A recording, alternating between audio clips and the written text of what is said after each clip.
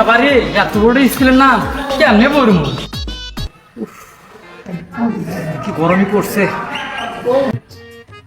আচ্ছা মামা, তাহলে ওইখানে এক ভাই আছে, হ্যাঁ তাই জিজ্ঞেস করা হোক, জিজ্ঞেস করা হোক নাকি? হ্যাঁ।